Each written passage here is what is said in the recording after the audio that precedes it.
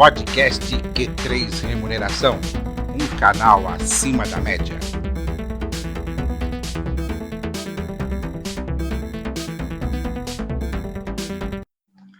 Olá você, profissional de gestão de pessoas e especialmente de remuneração. Está começando mais um episódio do podcast Q3 Remuneração, um canal acima da média, programa que tem um oferecimento da Softtrade, soluções para recursos humanos, a experiência em RH que a sua empresa precisa. Eu sou Vanderlei Abreu, jornalista especializado em recursos humanos, e hoje não teremos a presença do Matheus Oliveira, idealizador do Q3 Remuneração, pois ele está em viagem ao interior de São Paulo e não chegou a tempo para o nosso podcast, mas ele deixou um recado importante para você, profissional de remuneração. O curso presencial Estruturação e Estratégias de Remuneração será nos dias 29, 30 e 31 de agosto. Lembrando que as vagas são limitadas e as inscrições devem ser feitas no site www.academiadaremuneração.com.br. O tema de hoje do podcast Q3 Remuneração, um canal acima da média, vem crescendo de forma substancial nas empresas. Mas o ESG, sigla para Environmental, Social and Governance, ou Meio Ambiente, Social e Governança Corporativa, é só uma nova roupagem para a antiga responsabilidade social corporativa? Para falar sobre esse conceito, convidamos o meu colega, jornalista Danilo Maeda, diretor da Bion Estratégia ESG, graduado em jornalismo pela Universidade Metodista de São Paulo, pós-graduado em estratégias em gestão pública pela Fundação Getúlio Vargas, especialização em história pela PUC de São Paulo e gestão estratégica da sustentabilidade pela Fundação Instituto de Administração, a FIA. Seja muito bem-vindo ao podcast Q3 Remuneração, Danilo. Obrigado, Vanderlei. Prazer estar aqui com vocês, falar desse tema apaixonante, né, que não é só o trabalho, mas é também um pouco da minha vida e, se possível, esclarecer dúvidas e dar um contexto aí mais amplo para os colegas da área de gestão de pessoas. Muito bom. Bom, vamos começar a falar especificamente sobre o que é o ESG, né? O que é essa sigla na prática, o que é praticar o ESG nas empresas? Perfeito. A sigla ESG se remete, como você já explicou, né, a esses três temas, então temas ambientais, sociais e de governança corporativa, e ela diz respeito, na verdade, a um conjunto de boas práticas relativas a essas três áreas temáticas, né? Então, a sigla surge em 2004, num relatório super famoso, hoje muito citado, né, por conta dessa onda mais recente de adoção dessas boas práticas, que é o relatório Who Cares Wins. Em português, quem se importa ganha, numa tradução literal, né? Esse relatório foi produzido pelo Pacto Global das Nações Unidas, que é a frente das Nações Unidas criada para engajamento com o setor privado, juntamente ao Banco Mundial. E uma das coisas que esse relatório tenta demonstrar, com base em estudos previamente realizados, é que existia uma correlação entre resultado financeiro de longo prazo e adoção dessas boas práticas ambientais, sociais e de governança. Ou seja, do ponto de vista de quem investe, de quem busca retorno sobre o capital, faria sentido você induzir que as empresas investidas adotassem esse conjunto de boas práticas, porque ele estava diretamente relacionado, ou pelo menos correlacionado, com o retorno financeiro de longo prazo. Isso, ao longo do tempo, se tornou uma tese de investimento adotada por alguns investidores, por alguns jogadores aí do mercado de capitais, e foi crescendo ali o nível de adoção ano a ano, um pouquinho de cada vez, né? E aí é que a gente conseguiu acompanhar, né, quem já estava nesse universo há mais tempo, é como de fato houve um comportamento de curva exponencial, em que ela vai crescendo aos poucos, até o momento que chega ali um ponto de inflexão, o tipping point, que os americanos gostam de usar, né? Em que aquela curva que antes estava num crescimento gradual, de repente explode o ritmo de crescimento e a coisa parece um foguete, assim, o gráfico subindo na direção vertical quase, né? Foi isso que aconteceu um pouco com a adoção de critérios e ESG, no momento em que o mercado financeiro começou a perceber que essa correlação era verdadeira e se repetia em diversos cenários. É uma correlação difícil de provar no caso específico. Então, quando você vai para o business case de uma organização e tenta fazer a correlação entre o conjunto de boas práticas socioambientais e o valor financeiro gerado, nem sempre existe uma relação direta. Mas quando você olha os dados no agregado, você percebe que, via de regra, empresas com esse conjunto de boas práticas tendem a performar melhor financeiramente no longo prazo. E aí a gente está falando de uma tese, né, de uma relação que para o mercado financeiro faz muito sentido, é música, né, para os ouvidos, e então torna-se um conjunto muito adotado. Hoje, estima-se ali que cerca de 1/3 dos ativos no mundo estejam aplicados com algum tipo de critério ESG. Aí você tem, claro, uma diversidade enorme de como essa decisão vai ser feita. Então, alguns fundos olham mais para critérios ambientais, alguns olham para critérios ambientais específicos, então olham só, por exemplo, para emissões de carbono, outros vão olhar com um foco maior em temas sociais, que em geral representam, do ponto de vista de gestão empresarial, uma redução de risco, né? Então, você tem uma boa gestão dos temas sociais, tende a levar uma exposição a risco menor naquela organização. Vários outros já usavam os critérios de governança, né? Que acho que o pilar da governança, do ponto de vista do mercado financeiro, já era entendido como um conjunto de práticas que adicionava valor para os negócios, né? Mas esse é o ESG, então ele é uma miríade de ações de boas práticas que vai ter o seu peso ali, né? O que importa mais nessa agenda? Uma outra pergunta que a gente costuma receber. E a resposta, para a pergunta complexa, a resposta sempre é depende, né? Então, nesse caso, é depende. O que importa mais? Depende do perfil da organização de qual a gente está falando. Em alguns casos, os temas sociais vão ter predominância. Em outros casos, os temas ambientais vão ser mais importantes. Porque o tipo de impacto causado por aquela organização está mais de um lado, está mais do outro. Sem esquecer que, claro, esses temas estão super correlacionados, né? Então, quando a gente mexe em um lugar, a gente acaba gerando efeitos colaterais em outro, e isso também precisa ser considerado. Em mecanismos um pouco mais sofisticados, já as ferramentas tentam também capturar um pouco dessa correlação, mas respondendo objetivamente a questão, essa é a história por trás do ESG. Legal. Então, ao contrário do que algumas pessoas pensam, né, o ESG não é uma perfumaria em cima do que era o antigo conceito da responsabilidade social corporativa. Pelo que eu entendi da tua explicação, na verdade, é uma ampliação do que se tinha desse conceito anterior da responsabilidade social corporativa, né? Ela tem uma ampliação conceitual, né? O conceito de responsabilidade social corporativa olhava muito para os temas sociais, e ela tem uma diferença também na motivação para a tomada de decisão antes dessas práticas se tornarem realidade, né? Na lógica da responsabilidade social corporativa, você tinha ali uma motivação muito ligada ao devolver para a sociedade algo de valor, meio que como um agradecimento ou como uma reparação pelos impactos que a organização causa ou pela possibilidade que a organização tem de gerar valor financeiro por operar dentro daquela sociedade. Era uma lógica de giving back, né? De devolver realmente, de agradecer com esses gestos e endereçar problemas sociais relevantes. Uma coisa ética e uma coisa de reparação ou de agradecimento. A motivação da agenda ESG nas empresas tem uma ligação mais direta com a ideia de geração de valor ou preservação da capacidade de gerar valor no longo prazo. Então, ela está mais conectada com o negócio em si. O que é interessante se notar é que ela hoje tem essa característica, mas a agenda ESG, o relatório que eu mencionei lá atrás, que dá origem à sigla, inclusive, está sendo compilando ali um conjunto de organizações, esses estudos, né, de que essas boas práticas começaram nas empresas um pouco com essa tese aí de geração de valor, mas muito com a tese de como é que eu posso, como organização, me comprometer com uma causa maior, que é a causa do desenvolvimento sustentável, né? Então, você tem como pano de fundo de tudo isso que a gente está falando, responsabilidade social ou ESG, seja o que for, a ideia de desenvolvimento sustentável, que é uma ideia de atender as necessidades da sociedade atual, sem comprometer a capacidade das próximas gerações atenderem às suas necessidades. Essa é a definição lá de 87 do relatório Brundtland. E quando você pensa nesse desafio, inicialmente foi tratado assim como um desafio dos estados, né, dos governos. Os países precisavam garantir essa ideia de desenvolvimento sustentável. Mas quando a gente para pensar sobre isso, a gente nota, e o sistema ONU, né, já percebeu isso e incorporou, que o problema é complexo demais para os governos resolverem sozinhos. Você precisa de um engajamento muito forte do setor privado, da sociedade civil, para fazer isso acontecer.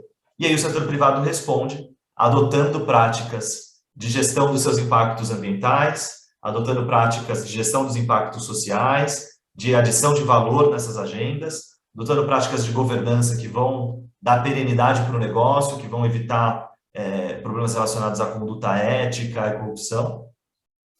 E aí o que tem a boa notícia é que quando eu faço isso, eu me comprometo com essa agenda maior, além disso eu ainda consigo produzir maior valor financeiro no longo prazo. Porque afinal de contas, se eu estou tratando bem dos meus impactos, e se eu estou adicionando valor para os meus stakeholders, eu tenho uma relação de risco muito menor do que eu tinha antes, eu tenho a possibilidade de capturar oportunidades de negócio com mais agilidade do que eu tinha antes, e, portanto, no longo prazo, isso vai se transformar em valor adicionado do ponto de vista financeiro também, né? Legal. Embora as grandes corporações, principalmente, tenham o tema da sustentabilidade, que aí envolve as políticas de ESG ligados ao departamento de comunicação, tem muitas dessas empresas que têm uma gerência de comunicação e sustentabilidade ou uma diretoria de comunicação e sustentabilidade, né? A minha dúvida, né, que também é de muitos dos nossos ouvintes e espectadores, isso realmente deve ficar embaixo de um departamento ou deve ser uma prática coletiva dentro da organização? Eu te falei já, né, que para perguntas complexas a resposta é depende. Então depende de vários fatores, tá? Mas o que eu diria assim, para essas agendas que são transversais, eu acho que nesse ponto da conversa já está bastante claro como é um tema transversal, é um tema que tem a ver com cultura, com modelo de gestão e que envolve todas as áreas da operação.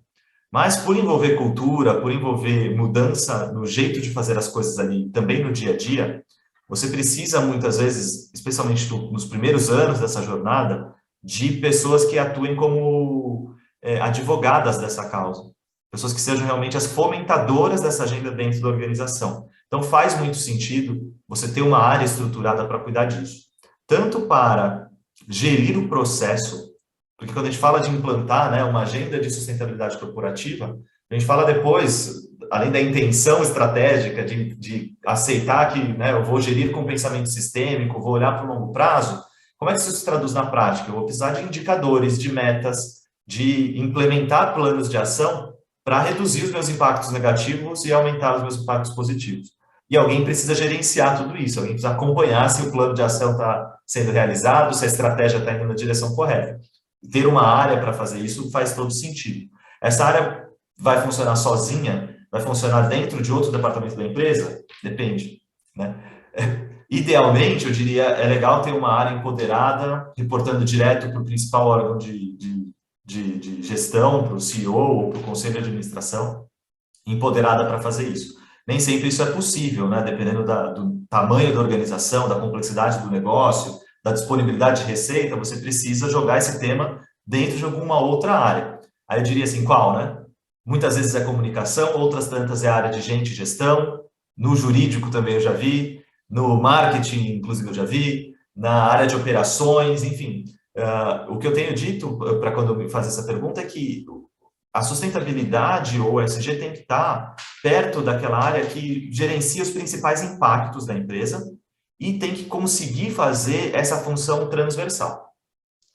Então, se você aloca o tema de sustentabilidade dentro de um departamento que não é capaz de olhar para o transversal, porque ele cuida de uma unidade de negócio especificamente, dificilmente você vai ter esse engajamento do todo, que é fundamental para a agenda avançar.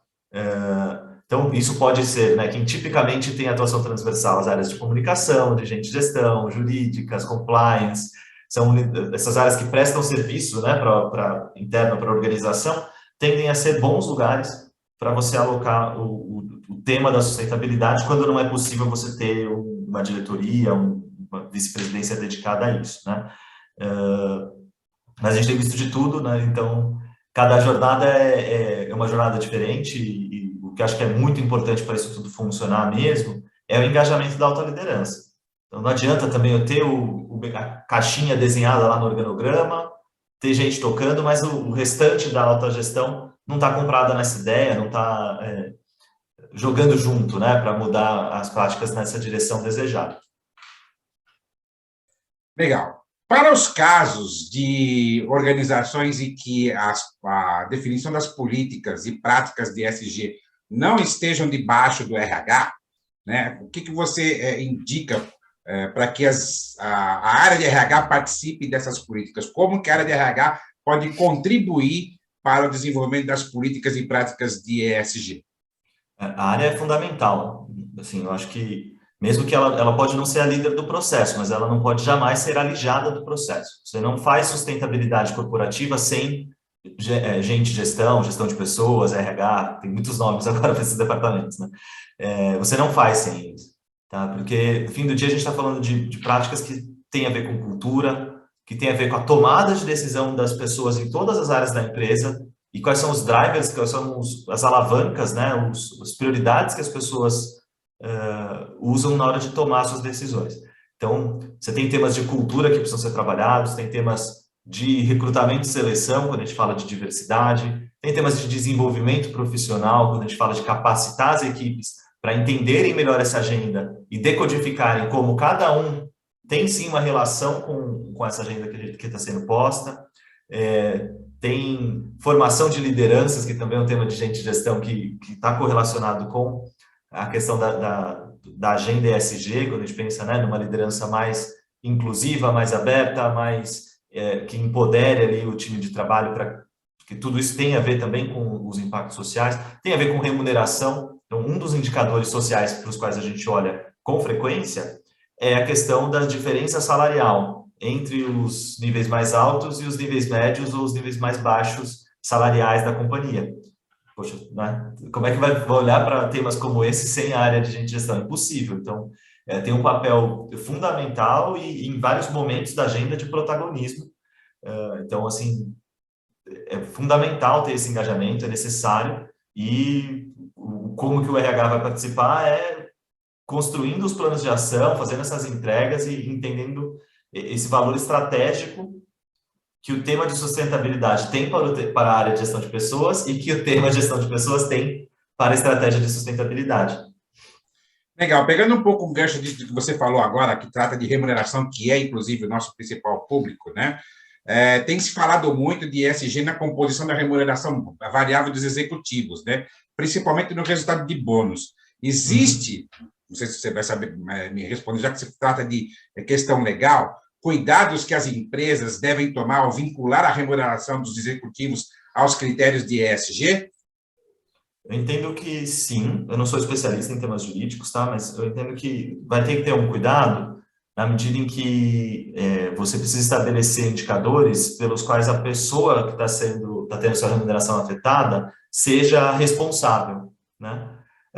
Além daqueles indicadores que são globais da companhia. Então, o sistema de metas tem que ser desenhado com muita atenção e com participação, não só da área de ESG, mas também da área de remuneração e benefícios, para se considerar essa complexidade. Então, assim, basicamente você vai ter que estabelecer quais são as metas globais da companhia, e aí a remuneração variável de todo o corpo executivo está atrelado ao atingimento dessas metas globais, porque se elas são globais, todo mundo tem uma parte para que a gente consiga atingir, e aí depois eu tenho um conjunto de metas que são específicas, sobre as quais eu tenho influência direta. Então, a minha tomada de decisão, a minha escolha estratégica interfere na companhia ter atingido ou não aquelas metas que dizem respeito à minha área de atuação. Então, sei lá, se eu sou da área de operações, eu vou ser cobrado pela reutilização de água na fábrica, né, que estabeleceu lá um índice a ser perseguido, e eu tenho que ir atrás de incorporar, de chegar nesse indicador. Mas se eu sou da área de marketing, eu não posso ser cobrado por reciclação de água, mas eu posso ser cobrado por práticas de comunicação sustentável, por atividades de transparência, por índices de reclamação ou de satisfação dos meus clientes, enfim. Você vai ter um conjunto ali de metas que são específicas e relacionadas ao que cada liderança toca no seu dia a dia, e muito provavelmente um outro conjunto que é global, que aí diz respeito a todo mundo. Uma coisa legal, interessante de comentar sobre esse tema, é que a gente fez uma pesquisa ali no segundo semestre do ano passado, mas ela ainda está bastante atual, né, sobre a adoção de boas práticas de sustentabilidade por parte das empresas brasileiras. E a gente fez isso com uma amostra representativa da economia brasileira como um todo, olhando para empresas grandes e médias. E o que a gente identificou é que apenas 3% das empresas tinham um sistema de metas de sustentabilidade conectadas com os Objetivos do Desenvolvimento Sustentável da ONU e conectadas com a remuneração variável das lideranças. Então, a gente tem a sensação, né, que essa é uma prática crescente, ela é de fato, porque tem muita empresa entrando e começando a fazer isso, mas ainda, quando a gente olha para o todo, é uma parcela muito pequena das organizações que tem esse tipo de trabalho, né? Então, são vários cuidados que já fazem parte do ciclo ali de estabelecimento de bônus e metas, que se aplicam também a esse tipo de meta. Então, né, você pactuar isso de antemão, tá, a regra do jogo precisa estar muito clara para todo mundo. E eu diria que nesse tema específico tem esse cuidado adicional de você escalonar ali o que são metas globais da companhia e o que são metas pelas quais você pode ser responsabilizado ou responsabilizada diretamente. Legal, vamos falar um pouco da tua carreira profissional agora, Danilo. Praticamente desde o início da tua carreira em comunicação, você se dedica a temas relacionados à sustentabilidade. Como é que foi essa mudança de atuação da área de comunicação para a consultoria em projetos de ESG? Foi uma mudança quase que natural, porque no fim do dia essas coisas estão muito próximas, assim, né? Um fator fundamental para a estratégia de sustentabilidade é o engajamento de stakeholders.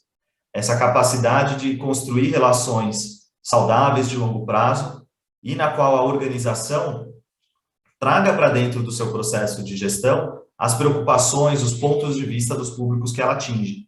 E aí, né, modéstia à parte, nós comunicadores somos muito bons nisso de traduzir o que é demanda de um lado para o outro e vice-versa, e contar essas histórias de um jeito que as duas partes se entendam, né? E é em cima desse know-how ali de prevenção de crises, de planejamentos de comunicação multi-stakeholders, que eu fui construindo os primeiros passos dessa carreira na área de consultoria em estratégia de sustentabilidade, e junto disso ali uma visão lá atrás, né, quando comecei, de que esse seria um tema que ganharia tração e se tornaria mais relevante no mercado, né, que eu já estava olhando um pouco esses estudos que eu mencionei ali que correlacionavam as práticas ESG com o resultado financeiro de longo prazo, estava percebendo a questão das emergências climáticas, a questão da emergência climática se tornando cada vez mais importante. Os relatórios do IPCC já vêm mostrando isso para nós há muitos anos, né?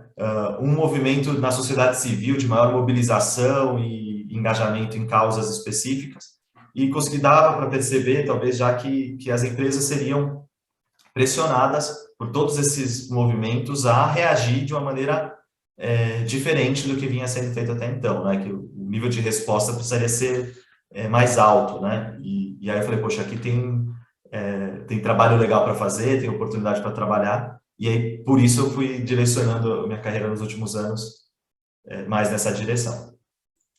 Legal. Tem algumas empresas que eu vou citar aqui que são destaque, né, como cases, né, de ESG, né? Que é o caso da Toyota, do Banco Itaú e da Vivo. Mas, dentro da tua experiência, quais são outras empresas que podem ser consideradas benchmark quando se fala de ESG? Assim, eu fico meio assim de falar de empresa específica. Como consultor, às vezes tem um pouco de conflito, né? Tem os meus clientes, tem os concorrentes dos meus clientes e tal. Mas acho que o que é legal a gente pensar assim, é que realmente essa é uma agenda muito complexa e muito abrangente. Então, você vai ter organizações que são líderes em partes da agenda e que são retardatárias em outras partes da agenda, tá? O que é interessante, eu acho que a gente está exatamente num momento, até a agenda ESG começa a ser questionada por alguns agentes de mercado que falam assim, tá vendo, essa agenda ela é supérflua, porque eu peguei o ranking X e a empresa tal está em primeiro lugar, eu olhei no ranking Y, a empresa tal está em último lugar. Como é que pode isso? Que critérios são esses que vocês estão usando para avaliar as empresas que os resultados são tão diferentes? É que a gente tem tanto assunto para olhar, sabe, tem uma diversidade muito grande de critérios possíveis para serem aplicados. Enquanto uma consultoria de risco olha basicamente para o mesmo conjunto de critérios, faz as mesmas perguntas, então eles chegam a resultados parecidos. E a gente está começando a chegar num momento, acho que, de mercado ali, em que essa conversa começa a se qualificar e se entender que, poxa, o indicador que o Vanderlei criou dá peso maior para critérios de governança. Então, é natural que empresas com melhores práticas de governança estejam melhor pontuadas, melhor ranqueadas no sistema de avaliação que ele criou. E aí você tem quem é referência em governança, quem é referência em mudanças climáticas, quem é referência em proteção da biodiversidade, quem é referência em diversidade, equidade e inclusão. Você pode ter respostas muito diferentes para cada uma dessas perguntas, né? E provavelmente terá mesmo, né? Muito difícil que uma mesma empresa lidere todas as agendas. Mesma coisa para transparência. Aí eu posso citar uma marca que é uma super referência global e que acho que não tem uma concorrência direta aqui com a minha carteira, que é a Patagônia. É uma marca de roupas, né, com um histórico, assim, desde a sua fundação, de preocupação com a agenda de sustentabilidade. Então, isso se reflete na estratégia, se reflete em boa parte das práticas da empresa, se reflete em mecanismos de transparência, em gestão e implementação disso no dia a dia da empresa e no próprio modelo de negócios, né? Porque tem a coisa ali de reparar as roupas enquanto for possível, depois que você comprou um produto, você pode voltar na loja e ele vai ser reparado enquanto der. E depois que não der, eles ficam com aquele material, reaproveitam. Então, assim, você tem a coisa da recorrência de compra, né? De ter um modelo de negócios que diminui a recorrência. É meio... não faz nem sentido, assim, para a maioria das pessoas. Mas é uma aposta de fidelização da base de clientes e de percepção de valor agregado que se prova verdadeira no caso da fatia de mercado, do negócio que eles propuseram a fazer, né? Então, tentando sabonetar a sua pergunta, para não mencionar muitas marcas especificamente, o que eu diria que faz mais sentido do que buscar grandes exemplos é sofisticar esse olhar para entender, assim, que perguntas eu tenho que fazer para entender quem é a referência ali? Qual é a boa prática? Qual é o mecanismo de gestão que seria recomendável e por que esse é o melhor mecanismo de gestão? Aí acho que fica mais fácil, porque quando eu olho para alguém como referência e tento só copiar as práticas, eu posso estar fazendo isso aqui sem saber o porquê. Qual que é o valor que essa prática tem e, né, e por que eu estou fazendo isso no fim do dia, né? E aí eu acho que essa outra pergunta ajuda mais, né? Poxa, como é que eu posso dizer que determinada organização é a melhor do mercado em combate às mudanças climáticas e por que isso faz sentido para essa organização e como é que isso pode fazer sentido na minha organização, como é que eu posso aprender e fazer um paralelo disso para a minha vida. Legal. Um dos pontos temáticos dos princípios de ESG diz respeito ao apoio à diversidade com oportunidades para mulheres e negros em cargos de liderança. Quando esse discurso vem nas grandes multinacionais, temos por trás a pressão dos investidores. Porém, quando olhamos o universo que compõe a maioria das empresas brasileiras, falar em ESG parece um paradoxo contraditório. Qual que é a sua opinião a respeito desse questionamento que, vamos dizer, estou te pegando aí no contrapé? Eu acho que não tem muita contradição, na verdade, não, viu, Vanderlei? O que a gente tem visto por pesquisas, tem uma muito famosa da McKinsey, né? Why Diversity Matters. Por que diversidade importa? E nessa pesquisa eles vão mostrar ali a correlação entre diversidade de equipes e capacidade de inovação. E no fim do dia, geração de valor financeiro, né? Que é a grande métrica que continua sendo a prioridade no mundo corporativo. Então, assim, você tem... A tese é a seguinte, e ela tem se comprovado, né? Quando você tem times mais diversos, e aí esse diverso vai além da diversidade de gênero e etnia, mas você tem uma diversidade de modos de pensar, origens, mentalidades, formas de abordar os problemas, você tende a ter uma resposta mais rápida a problemas diferentes. Você tende a ter uma capacidade de inovação maior, e, portanto, você tende a performar melhor no seu negócio também. Claro que para essa tese se confirmar, tem várias coisas aqui no meio do caminho, né? Eu preciso pensar nos meus processos de seleção, porque se eu quero ter pessoas diversas, eu não posso escolher sempre os mesmos critérios, eu preciso flexibilizar ou, na verdade, adequar os meus critérios de seleção para que eles reflitam e possam capturar esse valor que está ali num perfil que não é o tradicionalmente buscado pelas organizações. Então, né, você tradicionalmente vai buscar a melhor formação acadêmica possível, o maior número de línguas faladas com fluência possível, o maior número de grandes empresas e de experiências prévias, né, possível, o maior número de anos vividos no exterior, né, vários indicadores que são tradicionalmente buscados no processo seletivo. Eles têm o seu valor, mas uma vivência numa realidade social distinta também tem o seu valor e traz um ponto de vista complementar a esse primeiro que eu descrevi. Só que eu preciso, do meu processo seletivo, entender que eu preciso construir o sistema de um jeito que eu consiga trazer ambos os perfis para dentro da minha organização. O primeiro já está muito bem representado, está sobre-representado nas empresas. E o que a gente precisa é melhorar a representatividade dos demais. você tem vários tipos de diversidade, vários tipos de exclusão social, e o que as estratégias tentam fazer é realmente desfazer essa exclusão estrutural, social, e trazer essa representatividade para dentro da organização. Por vários motivos. Primeiro, porque é coisa certa a se fazer, tem um compromisso ético de, na medida do possível, ajudar a endereçar os problemas da sociedade. Depois, porque vale a pena. E isso que estudos como esse que eu mencionei vem demonstrando, né? Depois que eu trouxe as pessoas para dentro, para valer a pena, para dar certo, eu preciso também que essas pessoas estejam à vontade para se expressar como elas realmente são. Que aí é o tema da inclusão, né?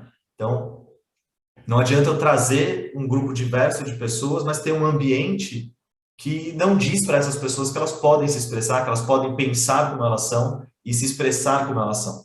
Se o ambiente diz que todo mundo tem que ser do mesmo jeito, a tendência é que as pessoas ou se adequem a esse padrão ou saiam da organização. E aí eu perdi o valor da diversidade. Se eu contrato alguém que pensa diferente de mim e digo para essa pessoa que para conviver aqui ela tem que pensar igual a mim, acabou, né? Ela não vai mais dar as ideias diferentes que ela poderia dar. Ela vai ficar tentando mimetizar o que eu já vou estar trazendo aqui e a gente vai ficar lá a mesma coisa de formas diferentes, né? A questão da inclusão trabalha muito isso, né? Do ambiente em que as pessoas se sintam à vontade.